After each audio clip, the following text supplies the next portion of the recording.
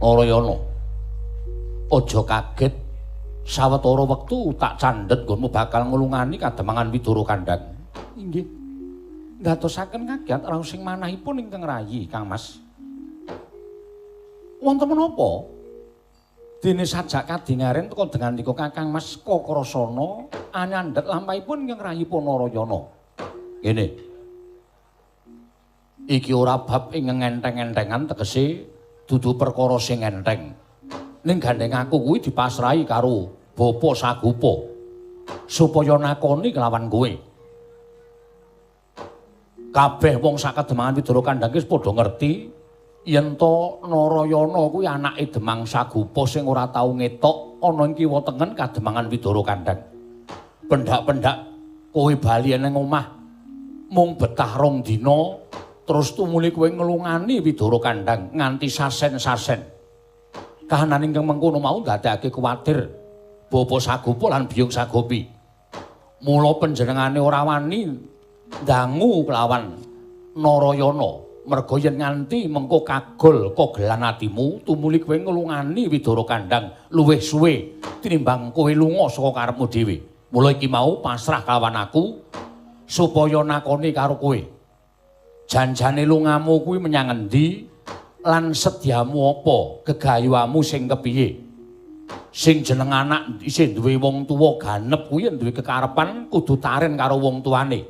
Aja gugu karepe dhewe. Kowe iki isih anake Demang Sagopa, anake Biyung Sagopi.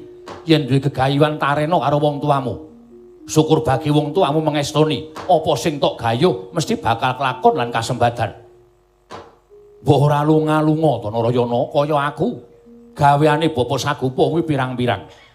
Sawah Tegal pirang-pirang sing kudu digarap. Nek nganti Bapa Sagopa kuwi saya tuwa, saya ringkih kekuwatane, saya suda karosane. Ya mung aku karo kowe karo Kakang Udawa sing kudu ngenteni gaweane wong tuwa, ora sak karepmu dhewe. Nyuwun pangapunten. Kula nyuwun sewu, menawi kula dipun dangu, Narayana kowe iki jane lunga nendi? Kula nyuwun pangapunten lho. Kula menika kesah menika mboten kok mburu dhateng kesenenganipun manah kula piyambak. Ropian-ropian remen-remen dhateng rincang-rincang sak barakan kula menika mboten. Nanging kula menika nggadahi gegayuhan. Lah iya, gegayuhanmu ki apa? Perkawis gegayuhan menika tasih siningit wonten manahipun ingkang rayipun Narayana. Mula kula nyuwun pangapunten menawi kula dipun dangu, Narayana kowe iki lungamu nendi lan sedyamu apa kula dereng saged waloka dhateng Kakang Mas Kakrasana. Ose to. Kok banget ngiwake karo kakangmu Kakrasana to. Aku ki rak ya anake Bapa Sagopa. Sing tuwa dhewe Kakang Udawa nomor 2 aku, nomor 3 kowe. Terus si loro ireng. Mestine aja mung tok blakake karo Kakang Udawa tok. Aku ki ya blakanana, aku ya dulurmu, aja gugu karepmu dhewe. Apa sing tok percaya ming Kakang Udawa tok ngono apa piye? Aku ora tok percaya. Ya nyuwun pangapunten. Mboten kok ateges kula mboten pitados menika mboten. Namung sampun wangsul wangsul Kakang Mas Kakrasana menika menawi kula blabari manah kula tertentu dipun wadulaken dhateng Bapa Sagopa tuwin Biyung Sagopi. Nggih menapa mboten? Menika sampun marambah makaping-kaping. Mila kula menika ngginakaken ngelmu titen. Kula menika ngginakaken ngelmu titen. Mboten badhe kula wangsuli lampahan ingkang sampun kelampah. Tegesipun kula mboten badhe waloka dhateng jengandika Kakang Mas Kakrasana. Ning nek kula kon bloko karo Kakang Udawa kula mboten napa-napa. Kula saguh wong Kakang Udawa nika nuwun sewu wong tuwa sing iso ngenggoni tuwane.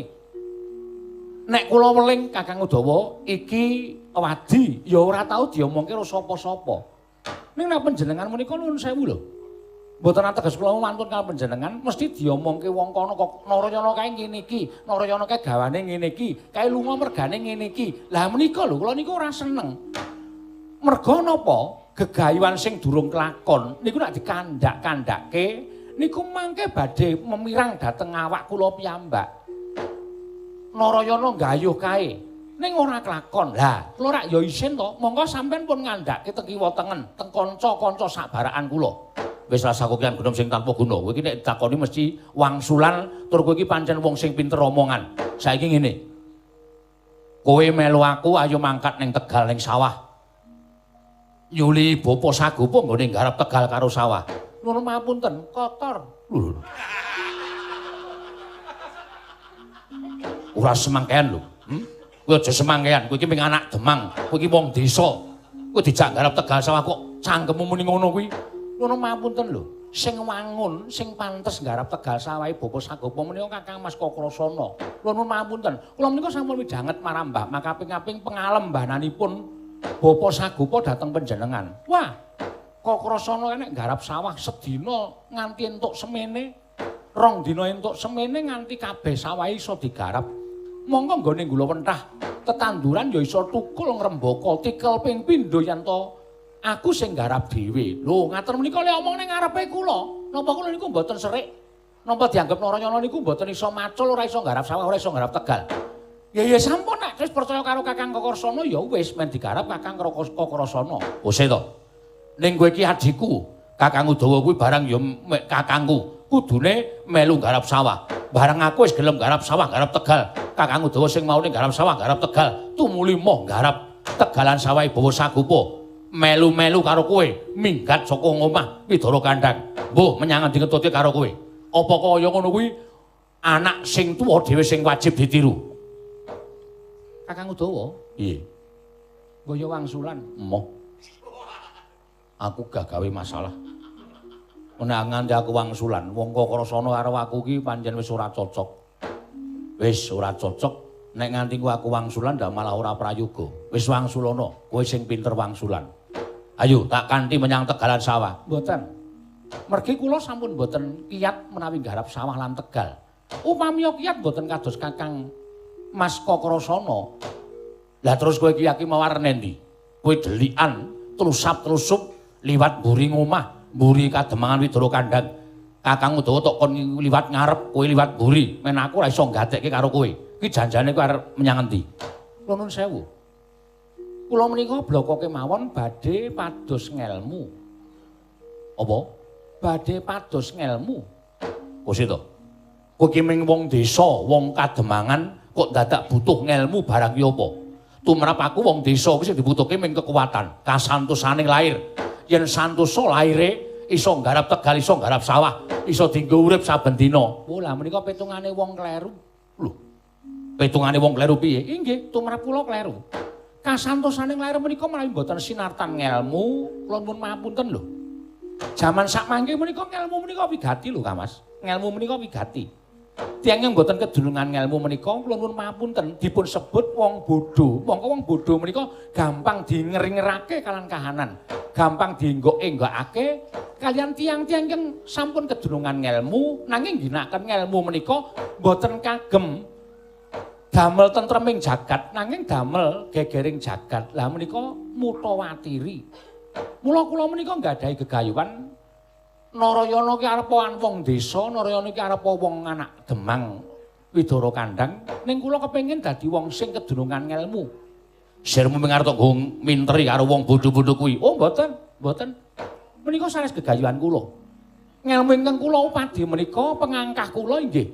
Mugi-mugi saged migunani tumraping jagat Widara Kandhang. Menika tumrap kula. Mergi nun sewu lho. Widara Kandhang menika kathah-kathahipun sedaya nem-neman menika sami garap Tegal, sami garap sawah. Tuwin nglirewakaken dhateng kabetanipun tiyang gayuh ngelmu. Menika ingkang kula kuwatosaken Kakang Mas. Menawi ngantos kados mekaten menika mangke sateman tiyang-tiyang Widara Kandhang menika mangke gampil dipun blithok dening tiyang ingkang pinter. Mila panyuwun kula gegayuhan kula sak mangke Widara Kandhang menika kula nuwun sewu wonten tiyang ingkang kagungan ngelmu, wonten tiyang ingkang gadah ngelmu. Mila kula sengkut anggenipun ngupaya ngelmu menika supados sak mangke tiyang-tiyang Widara Kandhang menika mboten ketang sekedhik kecipratan ngelmu sak mangke mboten gampil dipun enggok-enggokaken dhateng swasana. Monggo panjenengan prisa piyambak. Panjenengan prisa piyambak. Negari dinten sak mangke nembe mboten wonten ing katentreman. Tegesipun negari Mandura sak mangke nedeng wonten ing swasana gonjang-ganjing. Awit nalindranipun inggih mboten saged netepaken dhateng pangandika. Langkung-langkung kathahing resah reretu inggih menika maling kampak begal ngrampok ing sami ngumbar wonten ing wewengkon Widara Kandhang tuwin wewengkon Mandura sak mangke ndamelaken ersaraos sing manahipun ingkang rayipun Narayana. Pengangkah kula menawi kula saged kedunungan ngelmu ingkang kula damel tentrem mboten namung Widara Kandhang ning menawi saged Mandura lho menika lho. Wong niku duwe gegayuhan, wong niku duwe napa sing didami-damake. Mbok kelakon mbok ora sing baku wis mbudidaya. Merga tiyang urip ing alam padang menika dipun paringi akal budi lan pikiran. Menika kinarya budidaya, ora kok ming dienggo praboting wong urip menika mboten. Lah nek tumrap kula benten panjenengan ginakaken gesang menika ginakaken kasantosan. Ning kula mboten menawi kula ginakaken akal budi lan pikiran. Tegesipun ginakaken akal budi kinarya nggayuh wuwuhing ilmu undhaking kawruh supados sak mangke kula menika mboten dados tiyang ingkang gampal dipun obat-abrit kanthi swasana Kakang Mas. Kagatri sangga pirangu ranggul kinembet kembet dosang reknaning bawana ing pancen sing jeneng Narayana iki nek jak guneman mesti malah mulang kaya guru mejang kaya pendhita.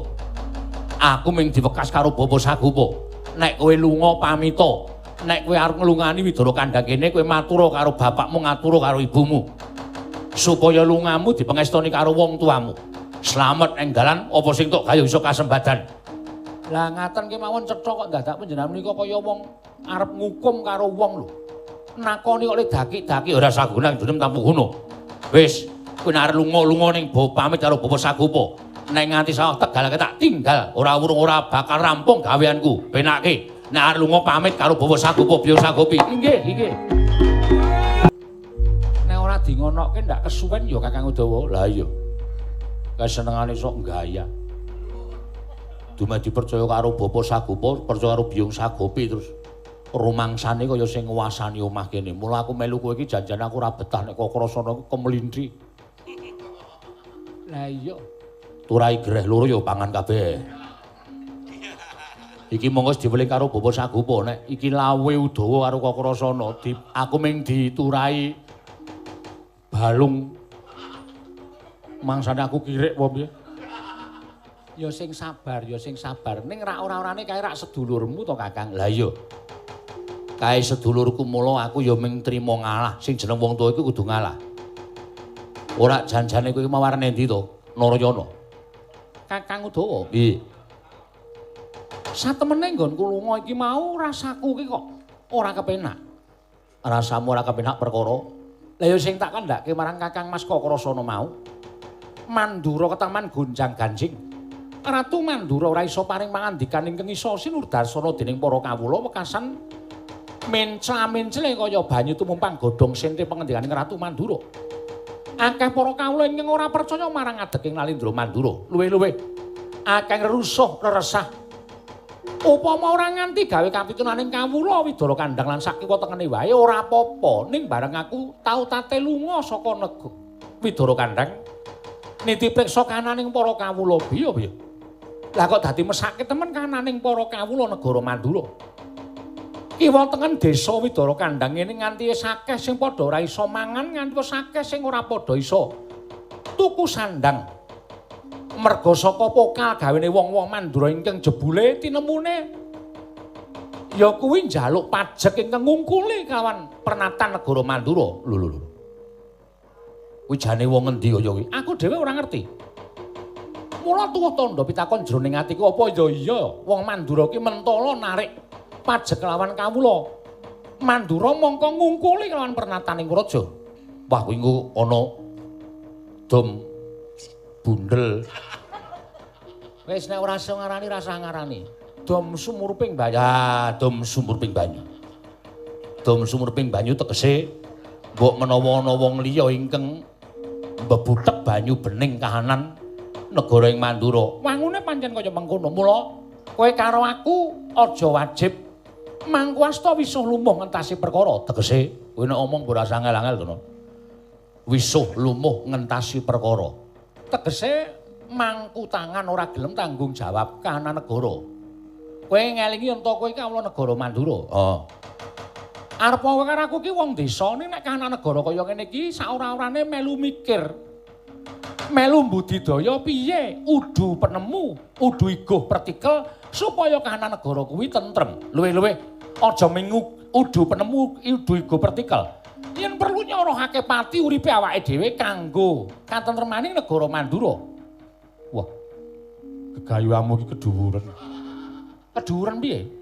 Nyorohake pati urip tumrap negara Mandura kowe karo aku ming kawula kok dadak nyorohake pati urip. Kakang Udawa.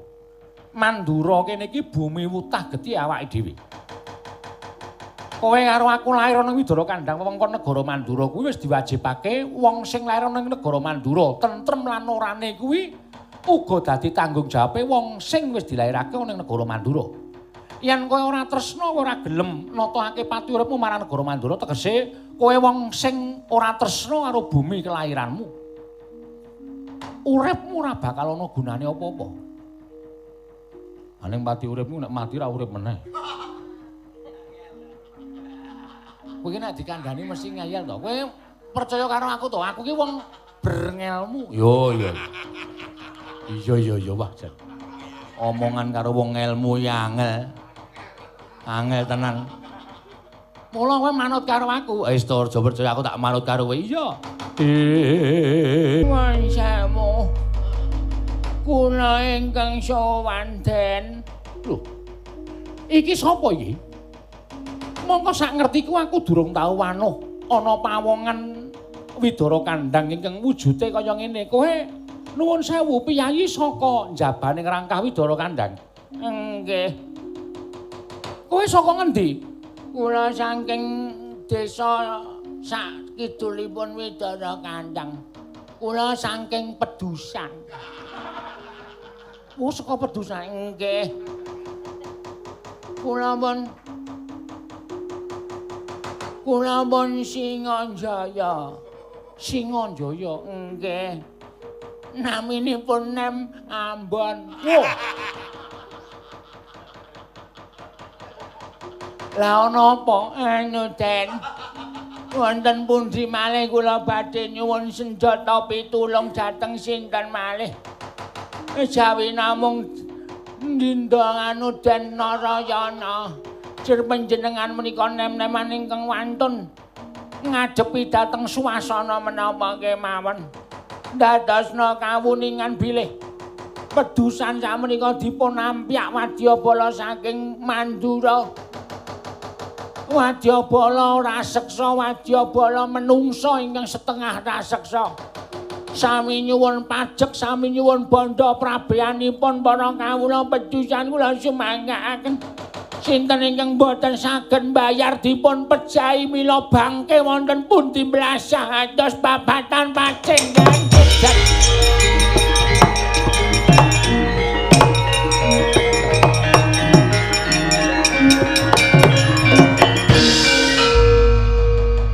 Dadi desamu saiki diampyak karo wong negara. Inggih.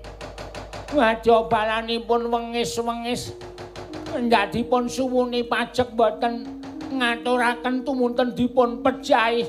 Kula sumanggaaken Raden. Kakang Udawa. Piye? Kowe gelut wani ora? Ora. Kowe gelut wani ora? Lah masalah ya apa? Lho, kowe iki ora ngrungokke apa piye? Iki lho, si Ambon iki.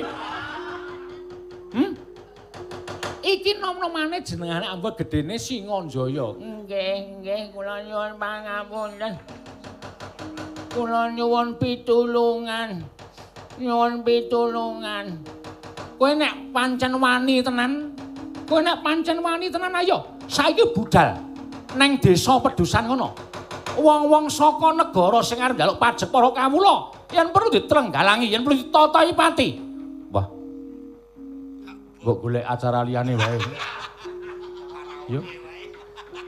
Golek acara liyane wae. Kok sik to, kowe gelem apa ora? Lah ning piye yo? Piye nek kowe ora gelem ora samono ora tandangane dhewe Kakang Udawa.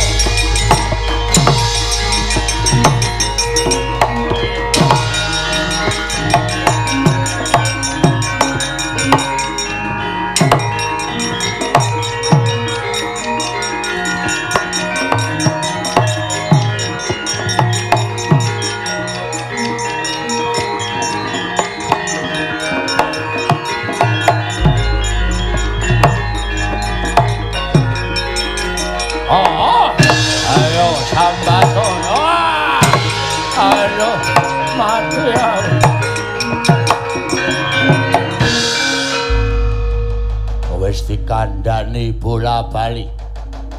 Kowe kudu mbayar. Kala sasi ingkang kepengker kula sampun ngaturaken Gusti.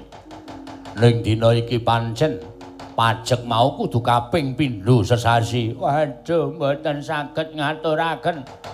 Kula mboten saged ngaturaken.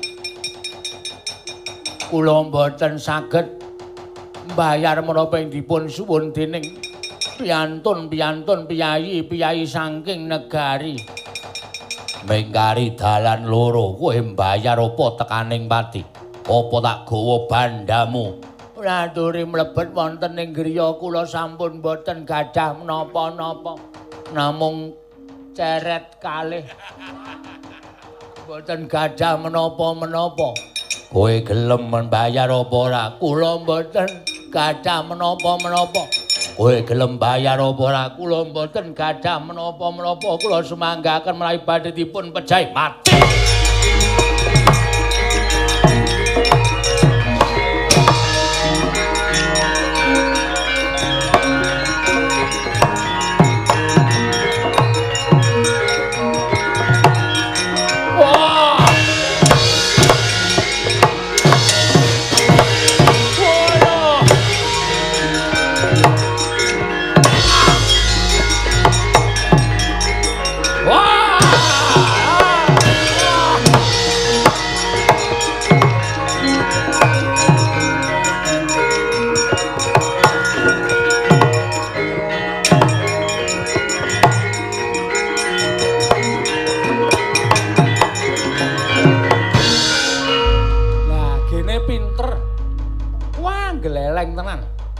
Monggo iso ngalahke wong lemu kaya ngene.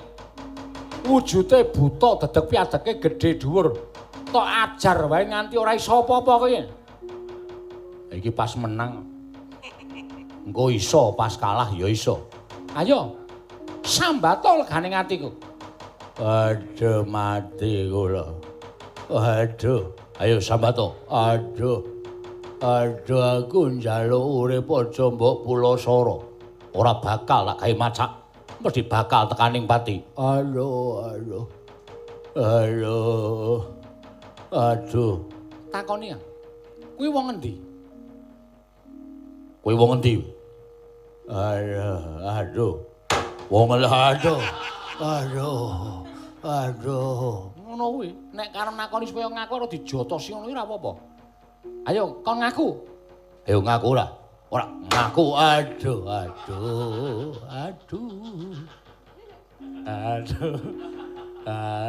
Mati aku. Wong endi? Aku wong Sengkapura. Lho. Wong Sengkapura. Lho, wong Sengkapura. Sengkapura kuwi ngendi? Sengkapura kuwi kadipaten bawah keperintah negara ing Mandura. Lah kok dadi njaluk pajek ning mengko negara Mandura? Iya, merga sing dawuh putra Mandura ingkang kekasih Raden Kangsadewa.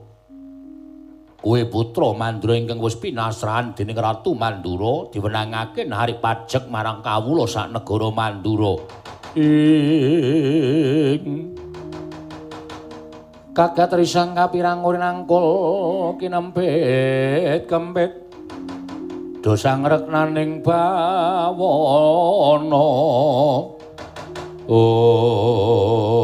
Aduh. Piye?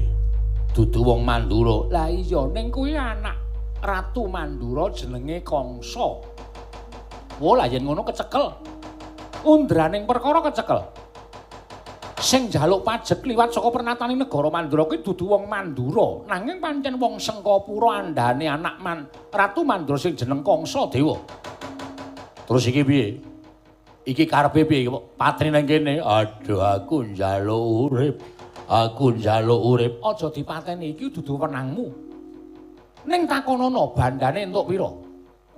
Uculana sik aja tok idak cengeling ngono kuwi. Ayo tangi. Ora iso. Tangi, oh iya. Ming tangi kok dadak ditabuk.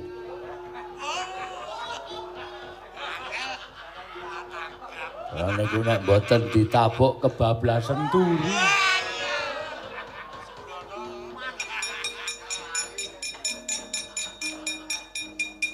Terus kon ngopono? Takoni bandane le njaluk kawula wis entuk pira? Lemun njaluk bandane kawula wis entuk pira?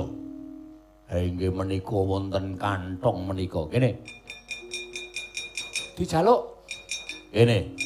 Oh, dadal aku lho badhe nampi duka saking Raden Kangsa. Perkara didukani pi perkaramu. Ayo kene, ora nek kepruk glugundasmu. He nggih, monggo.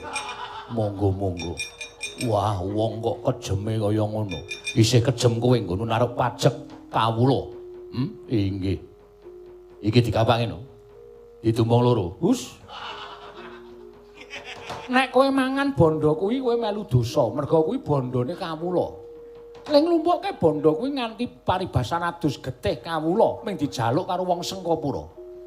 Ah terus dijaluk mengko didumke dibalik karo kawula sing wis dijaluki karo menungsa Sengkapura iki. Oh iya. Iki aku tak njaluk sithik tuku rokok ya ora sah. Ora sah. Aku wis 3 dina ora udut. Mengko tak goleke mboka. Apa?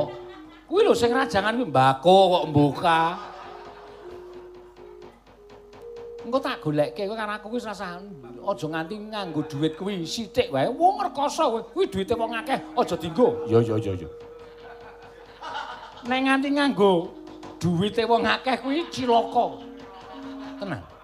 Sing ndongake wong pirang-pirang. Tenan kuwi mergo sawangan lho. Kawula sing dijaluki pajak kuwi delok raine ra wis putih-putih kabeh to. Aja dienggo. Iya. Ana sing nganti ora cukul rambute barang. Terus buta iki kon ngopo? Kon bali. Kon madul karo Ratu Gustine. Kon ngomong karo sing jeneng Kangsa Dewa kuwi. Yen wani njaluk pajak kiwa tengen Widara Kandhang, gedene kademangan Widara Kandhang. Kon adu arep karo Narayana. Wis kono, matur karo sing jeneng Kangsa. Tak ajangi jembar, petengane wani, padangane apa meneh regane ati. Oke lho iki no. Oke. Sak kantong kaya ngene. Wis suwe aku ora nyawang dit sak kantong ngene iki. Anjoko sithik-sithik. Ora wis. Aku bar perang yo telakku garing. Ngombe banyu sendang. Wah. Mbok tak golek STM. STM apa? Sing wong Sengkapura. Bondo iki dibalekke. Dibalekke alon-alon karo para-para sing wis rekoso uripe dijaluk pajak dening wong Sengkapura. Sing adil. Iya, sing adil. Pokoke kowe karo aku ora niat kemetok-ketok. Kepengin golek adiling kahanan iki. Iya, nah aku manut karo kowe Narayana. Ana wong nyambut gawe diundang kon bali iki ngopo-opo? Anggrasana. Piye? Kowe tak kandhani ya. Iki ana kabar sing marai ati kumesar. Lho, kumesar perkara apa? Kowe urung krungu to gethok tularing para tangga teparo kabar ingkang sumebar warata nganti ngebaki kademangan Widara Kandhang. Nek saiki Widara Kandhang ki ana sawijining nom-noman sing ngembake awake kaya dene pahlawan. Pahlawan ya apa? Ya wong sing seneng kemetok-ketok kuwi lho men dianggep wong sing men dianggep ka wong sing seneng utawa golek jeneng nang ngarepe kawula. Lho. Ora sik sapa? Sapa sing golek jeneng nang ngarepe para kawula? Kanthi srana mbantu uriping kawula. Ning jebule mbantu kowe tak omongi ya. Wong mau senengane mbegal wong Sengkapura, mbegal wong Mandura sing narik pajak ana ing wewengkon Widara Kandhang. Ha ta? Iya. Nah mengko nek wis entuk dhuwit pajak sing digawa wong Mandura karo wong Sengkapura kuwi iso direbut karo begal mau ora nggunakake dhuwit mau ning didum nang gone para kawula sing padha dijaluki pajak karo wong Mandura mau. Kuwi padha karo sisip sembire gawe sengsaraning wong Widara Kandhang. Sisip sembire dadi rekasane wong Widara Kandhang lire piye? Nek nganti wong Mandura iki nesu. Para satriya prajurit Nayaka Mandura padha nesu. Tumuli ngempyakake para wadyabala akeh goleki menungsa mau. Ora urung sing bakal kapitunan mung wong Widara Kandhang. Nek nganti ora ketemu, nek nganti terus wong negara padha ngawu gawar ngawur nggone nindakake panguwasa. Widara Kandhang diobong, Widara Kandhang digoleki utawa diopyak yen perlu. Kabeh wong kawula Widara Kandhang dihukum kabeh padha karo sing tumindak wong siji ning sing cilaka wong pirang-pirang. Nah, kuwi jenenge wong mletik pikire kaya ngono kuwi. Sing tak kuwatirake ya kaya ngono kuwi mongko kami tuaning Widara Kandhang ki bapakmu. Nek nganti bapakmu diundang karo wong kraton, sagopa wong Widara Kandhang kok ana sing kepengin dadi wong sing pinunjul. Sapa? Mongko aku ora gelem ngaku.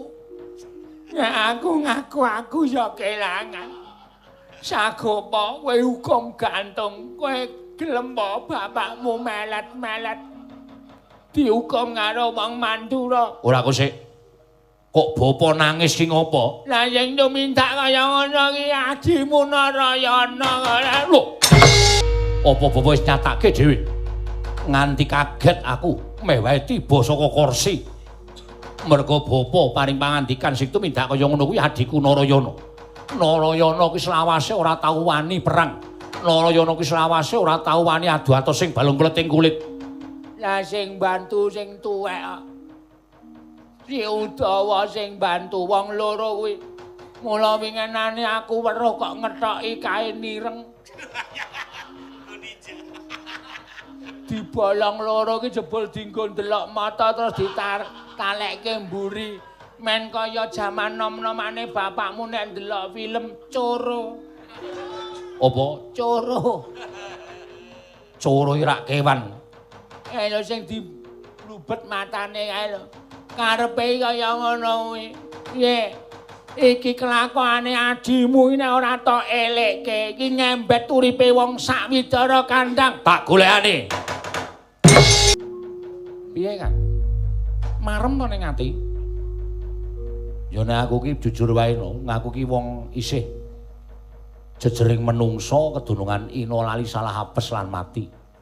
Sing jeneng menungsa kuwi sing duwe pepinginan, nek duwe weruh dhuwit semono akeh mongko saka perak, saka emas ngono kae rasane kepengin nyeler siji tak nggo urip. Kowe nek nganti wani njupuk dhuwit pajek sing direbut awake dhewe saka tanganing para Punggawa Mandura, Punggawa Sengkapura. Kowe dosa. Mongko dosa kuwi ora bakal iso ilang. Dosa kuwi sesuk lemetong nek kowe karo aku wis tekaning pati kuwi dadi hitunganing sing gawe urip. Ditebus nganggo apa wae ora iso. Merga wis tumindak ing ora sak mestine. Kowe ngerti to, pitungen to? Saiki tok eling-eling. Dhuwit sing diklumpukke saka Nayaka, saka kawula dening Nayaka Mandura lan Sengkapura kae marata gage. Kowe weruh dhewe nganti padha direwangi turut sawah, turut Tegal. Panase ngentang-ngentang kaya ngono padha makarya nyambut gawe mengko nek wis panen tumuli didol mongko bathine ora sepiro wae. Direwangi golek dhuwit kaya ngono dijaluk dening negara. Mongko jebul ana sing tumindak ora sak mestine ya kuwi wong Sengkapura. Lah nek dhuwit mau tok gunake upama tok nggo mangan ora bakal ndagingi, upama tok nggo ngombe ora bakal nyegeri. Upama tok nggo tuku rokok kuwi kebule mengko nyelaki ning telakmu malah kepara kowe lara. Si omong ki sing apik seneng. Apa ming jupuk nggo tuku rokok kok ora entuk? Ora entuk. Kowe kan aku kudu nindakake. Kewajiban iki kanthi sabar lan ikhlas. Aja ming salah siji lho. Nek sabar kuwi kadang kala isih ngampet, ning nek ikhlas kuwi pancen wis lila. Ngono ya? Iya. Contone wong ikhlas iki piye?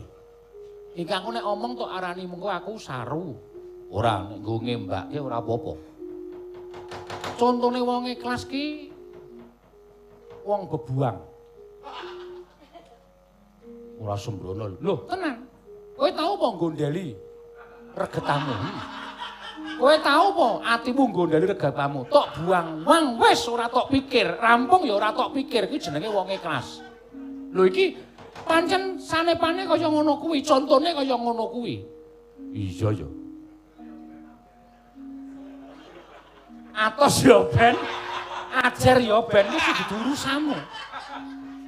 Ning ya tenan kok, ning tak pikir ya tenan kuwi. Kuwi malah HP.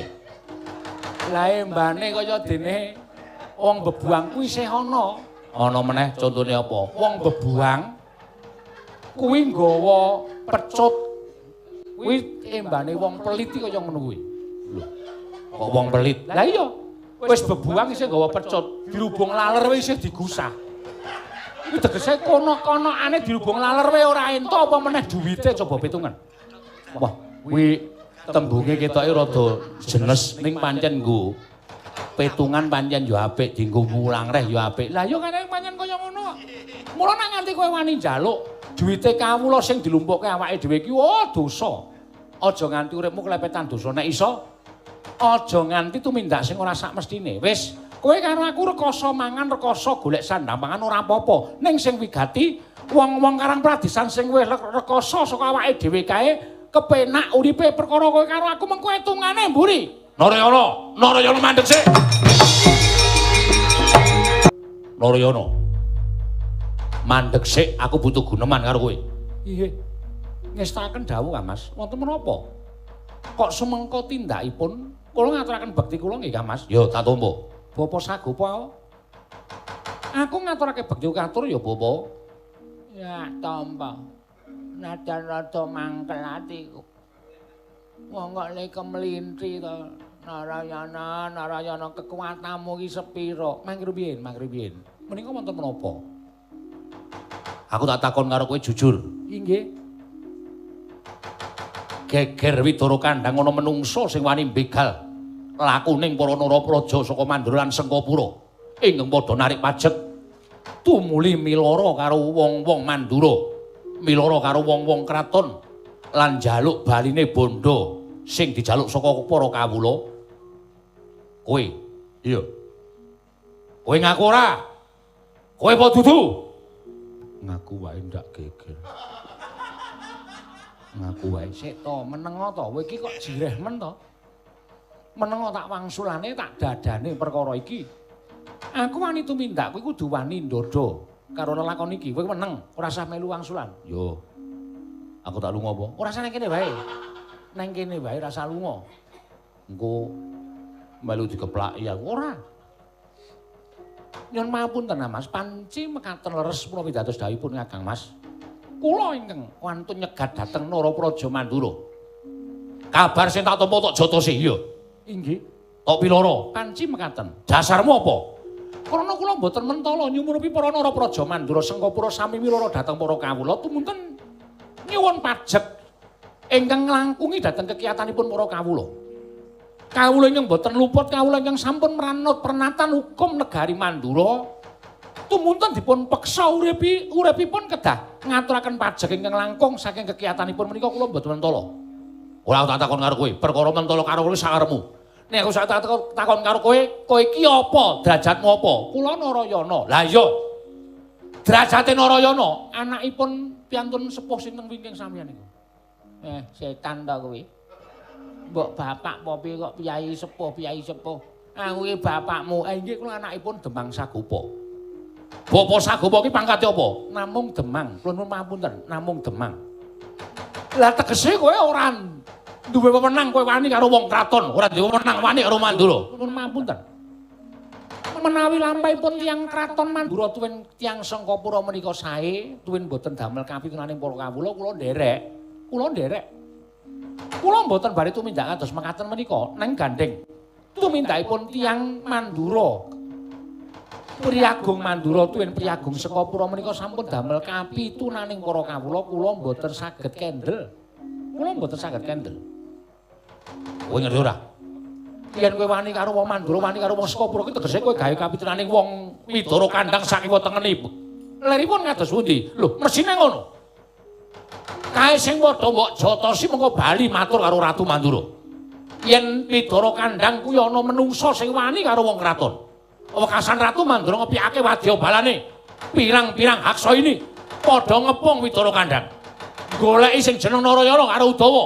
Gandeng kowe karo Udawa ndelik tumuli ampyak awur-awur. Wong sak kedemangan Widara Kandhang dihukum dening wong kraton Mandura. Apa kaya ngono kuwi tumindakmu ora gawe kawitenane wong sak negara Mandura? Ya ngono apa piye? Inggih. Terus omongan. Nek ora kowe sing getak-getak.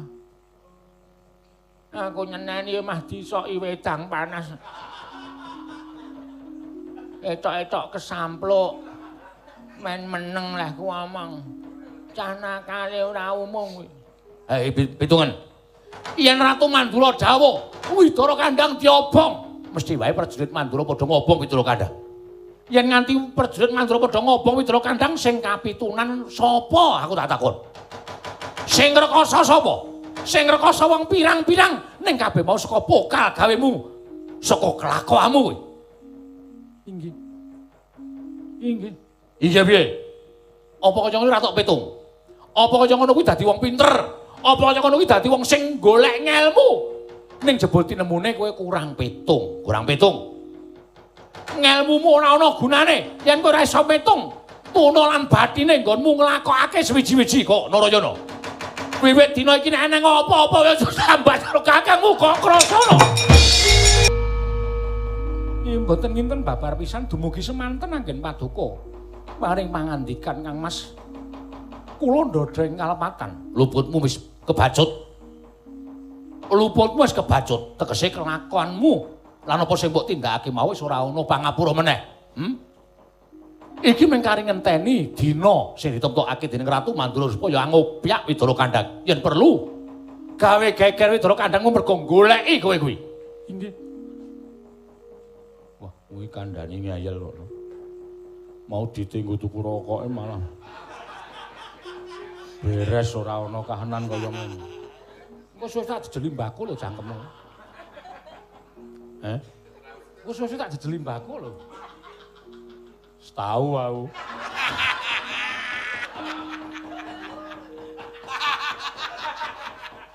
Udah ora clemongan sik. Iya.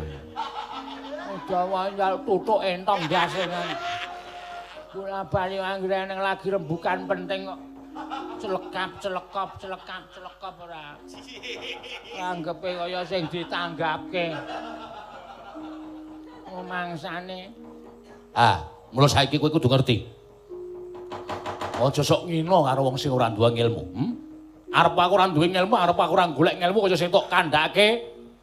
Ning sing jeneng wong kuwi nggunakake pengalaman. Ngono. Nggunakake pengalaman. Pengalaman iku uga iso kena kanggo srana gayung ilmu. Nyi sagapi. Sapa malik piring kae?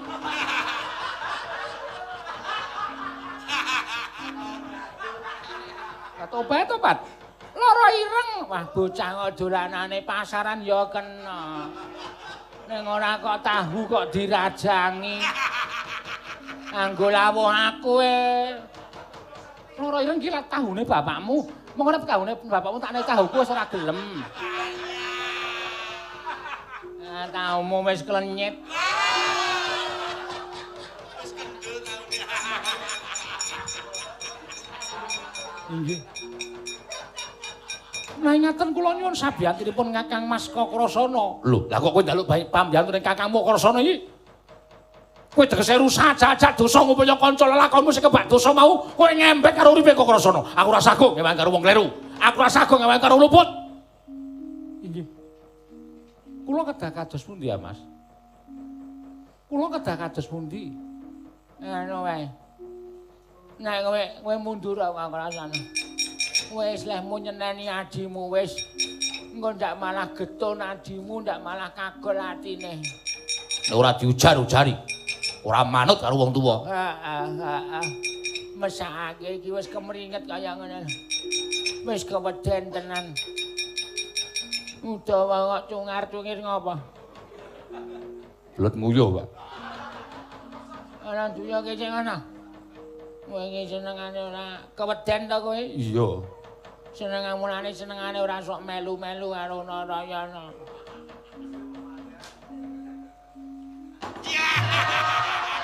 Ngandel ora matane.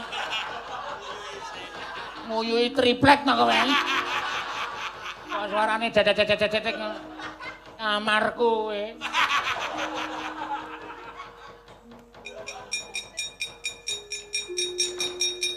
Sulak kesusu kowe, Bobo. Diritke.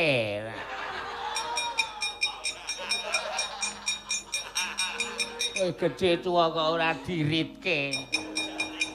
Nganti kaya ndas prenjak.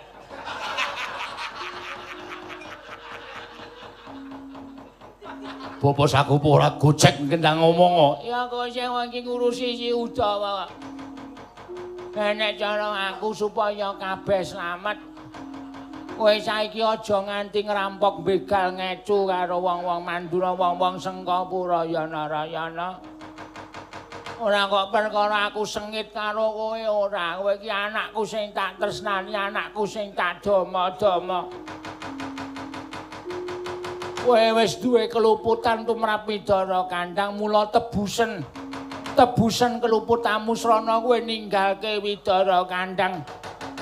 Srana kowe ninggalke Widara Kandhang, gayuha kawruh, ngudya ngelmu aja mati-pati bali nek durung kebak ngelmu sing sumandhing ana ing awakmu sing iso mbok gunakake kanggo wong sak jagat iki kabeh padha ngerti karo anake Sagopa sing jeneng Narayana.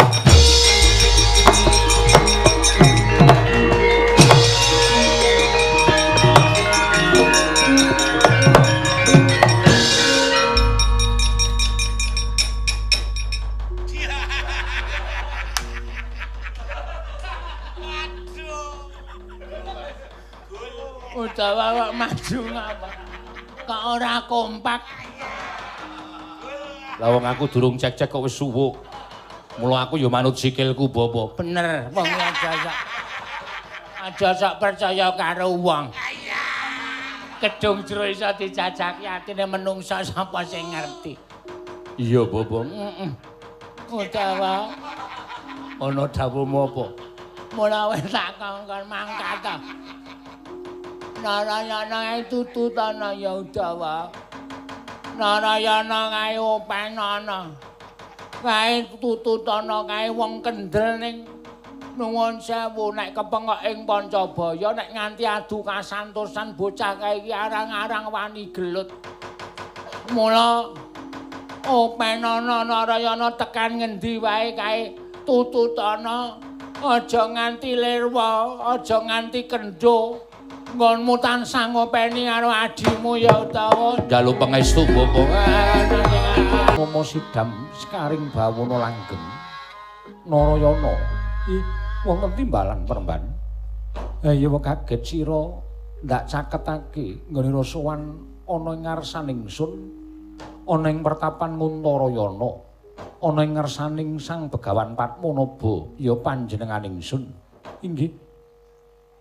Ingkang sekawit nalika sira prapta ning pertapan Nguntarayana pasrah jiwa kelawan raga nedya nyantrik ana ing pertapan Nguntarayana Narayana marata gage ndak dangu apa ta wigatine dene sira nyantrik kelawan Begawan Padmanaba. Wigatine apa lan perlune apa sarta apa ingkang sira gayuh. Inggih. Nyun mapunten merban. Gandeng kula menika ngrumaosi. Kula menika satunggiling tiyang ingkang bodho. Kekirangan ngelmu mila ancasing gegayuhaning gesangipun Narayana sakmangke dadosa tiyang ing nggadahi kasagetan tuwin keprigelan miwah kapinteran. Mongko ngelmu ingkang mekaten menika kala wau boten saged kula upadi menawi kula boten suwita dhateng satunggiling brahmana. Saking pangintenipun ingkang putra Narayana paduka peremban satunggiling brahmana ingkang sampun nantep panggraitane sampun buntas kawruhipun mila sakmangke kula ceciklu wonten ing pertapan Nguntarayana mriki ingkang pigatos namung sageta kesawapan dhateng ilmu paduka peremban Padmanaba. Narayana wonten timbalan Maracaba ndak dangu jroning uripmu kepingin dadi wong pinter apa kepingin dadi wong bejo inggih menawi saking panginten kula kepingin dados tiyang ingkang pinter penemban pinter yen ora bejo kuwi uga ora ana gunane semono uga bejo yen ta ora kasinungan kepinteran kuwi uga muspra tanpa guna mula gegayuhaning wong urip ning alam padang mau kejaba duwe kepinteran uga duwe kabejan sabab wong bejo ning donya iku kapirang ana 4 perkara lan kabeh sadengah titah kepingin gayuh 4 perkara mau entuk siji wae wis luwung kepara apa kang babar pisan tan entuk wondene kabejan mau ana 4 siji sinebut gunawan, angka 2 sinebut kawiryan, angka 3 sinebut hartawan, angka 4 sinebut barayan. Siji gunawan tegese kalantipan, kapinteran, kabisan lan kagunan. Angka 2 kawiryan tegese keluhuraning derajat, pangkat, diaji-aji dening liyan, kajen keringan. Angka 3 hartawan tegese sugih bondo donya slamet nir ing sambikala nir ing sangsaya bagas kewarasan wondene angka 4 barayan ingkang tegese sugih sanak anak putu sugih waris rukun brayan runtutan ana pasulayan 4 perkara mau entuk siji wae wis dadi wong bejo inggih wondene kabejan ingkang mengkono mau ora bakal bisa sinandhang lamun tan linakonan kanthi ulah tapa brata ulah prihatin inggih penemban wondene tapa tumraping sarandunging badan mau uga ana petungane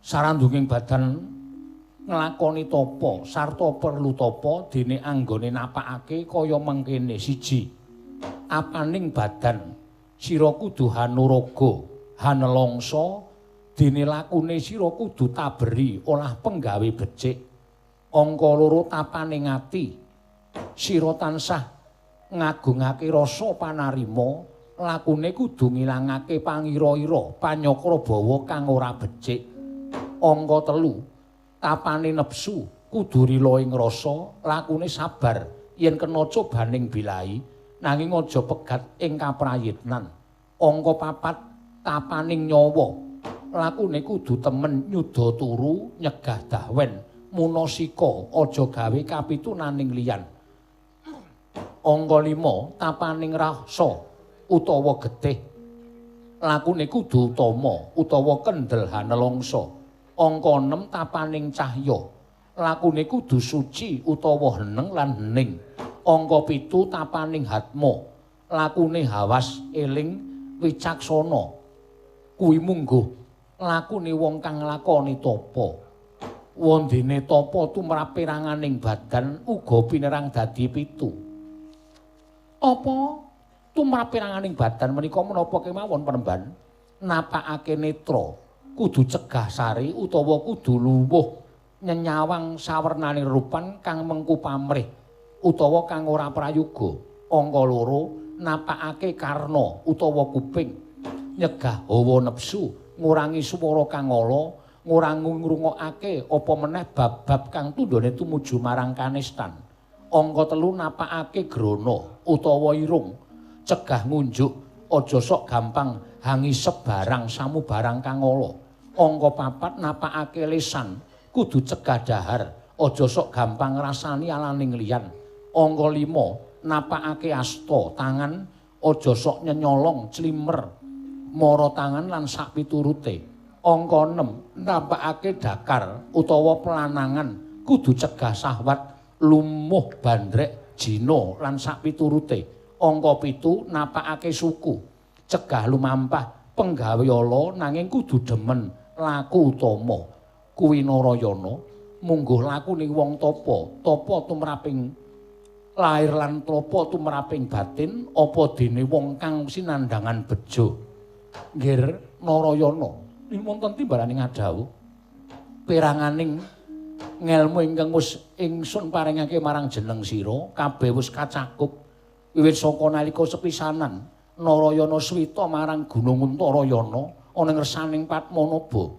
Wiwit kuwi ingsun wis bisa mangerteni lamun ta sira pancen lahir batin nggone necep ngelmuning Sang Begawan Padmanaba. Luwih-luwih dina samengko wis katon santosa lahir lan batin kita. Kang mangkono wis kena kinarya sangunggon kita bakal nentremke jagat sawigung iki Narayana. Yatrangening kalangguan Klaramandan moncar tinon ler kakonang surem sorote tahan padang kasor lan pacaring purnameng gegono dasari mongso katiga ing lan jroning dina iki Narayana bakal ndak blabari sejatining wewadi ingkang siningit ana ing kademangan Widara Kandhang. Ing ngono gandeng cenengi lan magepokan kelawan sira kulup Narayana. Perkawis menapa Panembahan? Ngertiya. Lamun sejatine kita kuwi dudu putraning Demang Sagopa. Lho. Sanes putranipun Bapa Demang Sagopa. Iya. Sira kuwi atmajaning Nalindring Mandura. Ingkang kasingitake dening Nata Mandura Prabu Basudewa krana moganing si Kangsa ingkang gawe geger kahanan Mandura. Ingkang kepengin gawe patining turas Mandura ingkang wekasan Kangsa Dewa bakal mbedah negaring Mandura. Tumelihat majaning Prabu Basudewa kasingitake ana Widara Kandhang katitipake dening Demang Sagopa. Mula aja kaget lamun sejatine sira kuwi traing awirya, traing piyai luhur atmajaning Ratu Mandura Prabu Basudewa Narayana.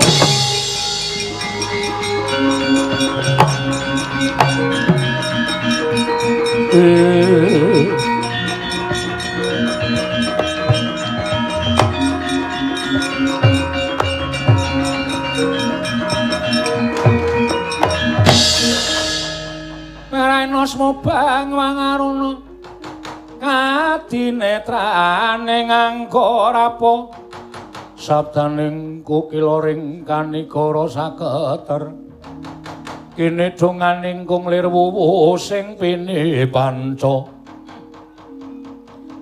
menapa saged mekaten Panembahan apa ingkang ndak sebdakake sayekti kababar dadi kasunyatan ing mula ingkang sangka kuwi Narayana dadi kewajibanira lamun sira minangka dadi turas Mandura ingkang minangka dadi bumi wutah gedhe ing Narayana kudu padhang lan lelakon ingkang gawe peteng kudu siningkirake dening Narayana. Waduh Panembahan, lajeng kekiatan menapa anggen kula badhe nyingkiraken lampahan negari Mandura ingkang dipun damel peteng dening pun Kangsa Dewa. Sira aja kuwatir, sira aja sumelang.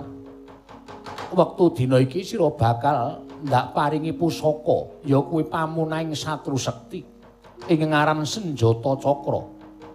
Narayana, Senjata Cakra kuwi beda kelawan jemparing. Senjata Cakra bisa lumaku kanthi sarana didhawuhi lan kanthi sarana kebatinan ora susah dilepasake sarana gendhewa.